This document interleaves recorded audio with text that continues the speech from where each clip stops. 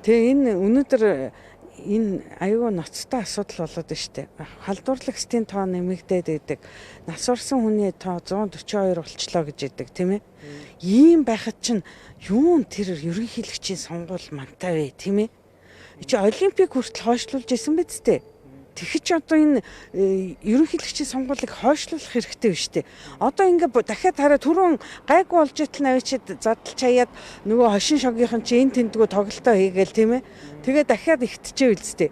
Тэгж их чи одоо энэ ерөнхийлөгчийн сонгуульд өгчих хад чинь энэ чинь дахиад юм болно. Тэгээ угаасаа Монгол Ардын нам чинь 100 жилээ тэмдэглэж ийн гэд баахан хүмүүс цуглуулад нөгөө юугаа хөл хорионыхоо дэглэм юм хумаа тэ нөгөө хүн хоорондын займаа алдагдсан биз дээ. Тэг энэс болоод болчиход байна шүү дээ. Тэг чин ямар хаашаа иргэдээ бододгүй эн чин хүн амгүй болчвол яах юм? Тэгвэл улс тогтнохгүй шүү дээ. Тийм биз дээ. Тэгээ ийм байж ах чин эсвэл эднэр ингээ харийнханд бид нарыг хяаруулж өгчөөд тэгээ энэ газар нутаг баялагын минь харийнханд найр тавьж өгөх ийм урагчд болцгооцсон юм биш үү? Би бол тэгж хардж штэ иргэнийхээ хувьд. Одоо чи бодоод үзтээ. Хэрвээ хөрөлсөхийн хүүхдүүд нь үхээд байвал хөрөлсөх одоо өөрийнхөө улс төрийн ажиллаа гэд явах уу? Тэгээд дээрэс нь та бүхэн ингээд бүтээн байгуулалтанд оруулж ирсэн ингээд дараа нь баригдахаараа одоо тэр бичлэг юм нь ингээд идэвхтэй иргэдийн хүчин зүтгэлээр дэлгэхдгээр эхлээд нууж ирсэн та нар хятад иргэдийг гэж олноор оруулж ирж байгаа. Сүүлд нь тайлбарлахдаа за бүтээн байгуулалтанд оруулж ирсэн юм а гэж хэлсэн.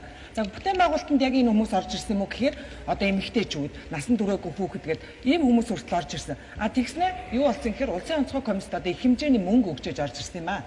За бүр ханш нь одоо өдөр ирэх тусам нэмэгцээр гад сүүлдээ 20-30 саяар ингэж орж ирдэг болсон гэж. Ийм мэдээлэл явдаг ш. Энийг батлах хүмүүс ч байдаг. Тийм зүйл болсон юм. За ерөнхийдөө бол яг үтэй одоо тэгээд отгоо яг нарийн одоо юу гэх юм мэдээлэл юмуд нь бол илэл байгаа шүү дээ. Нэгт нуугаа таагаад байх юм байхгүй. Би зүгээр хамгаалт хариуцч үнийг хэлж шүү дээ тий. Тэр их олон төвөрг мөнгө гээл ингээл янз бүр байдаг. Тэр юм одоо сайхан тодруулаад яач. Цаг жоохон байгаа учраас би хамгийн гол нь та үд зүгээр би та дөрөв магтаа гэж бодсон юм өтер. Би тэгж бодож орж ирсэн.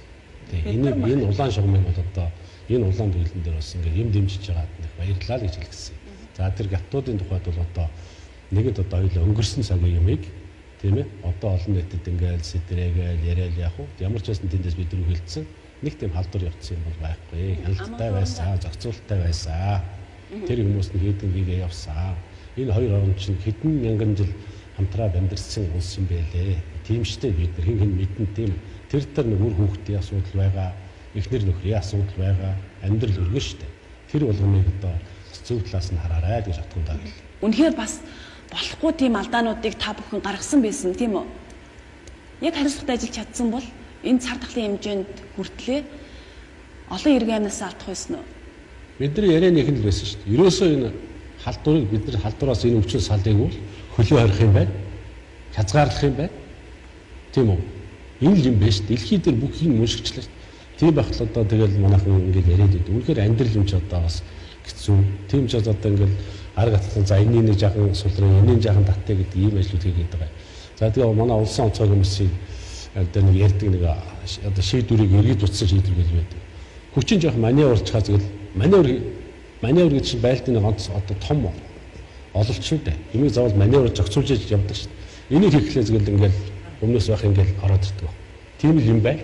Би орж ирнэ сар ажиллах чинь гэдгийг бол ойлгож байна. А тэгвэл энэ амьдрал юм чинь одоо эхнэр нөхрийн асуудал ч байна, үр хүүхдийн асуудал ч байна гэж ярьж байна л да. А энэ бол одоо дарга нарт бол амьдрал юм чинь ийм асуудлууд байгаад байгаа. А жирийн хүмүүст бол тэр хууль журам гэдэг бол тэр амьдрал энэ төр хамаагүй шүү дээ. Хүний амьдрал юм чинь тэр гэдэг асуудал бол хамаагүй. Одоо ийм журам гарсан, журмынхаа дагуу гэдэг үйлчлэл хийдэг. А дарга нарт бол за хүний амьдрал юм чинь нэг бичиг одоо хөөс яах вэ? За хүний амьдрал юм чи одоо хятад иргэдийг авгаа нөхрийг нь оруулж ирэхээс яах вэ гэд ингэж үйлчлээд байгаад л энэ тэгш хандахгүй шудрах бус байгаад л олон нийт хүндаад байгаа юм л да. Тэгэд ялангуяа одоо манай энэ цагдаа би танд уучлаарай яг таны нүүрэн дээр хэлье. Манай энэ цагдаа цэргийн одоо энэ тэтгэврдээ гарсан генерал хурандаа нар эдгээр бол маш их зүйлийг бодлуулдаг. Одоо энэ шалган нэвтрүүлэх постууд дээр хүмүүс ярьдаг. Цагдаагийн хурандаа руу яриад гараад явцсан. За цагдаагийн одоо тийм чурандаатай, ийм чурандаатай ярьсан. Алуу явуул намайг гэл ингээд тэгэл уцаа өгөөл нэг хүнтэй ярьдаг. Нэг ийм байдлаар л өнөөдөр манай хууль хяналтын байгууллагууд өөрсдөө ажиллаж байгаа. Тэгээд дараа нь ингээд хүний амьдрал хэмжиндээ гэдэг. Тэгэхээр энэ бол тийм биш л дээ. Тэгээ эн чинь бид нарыг битгий басамжлаад оромжлоод л да энэ оюун эрдэнэ ерөнхий сайд хөрөлсөх хоёр.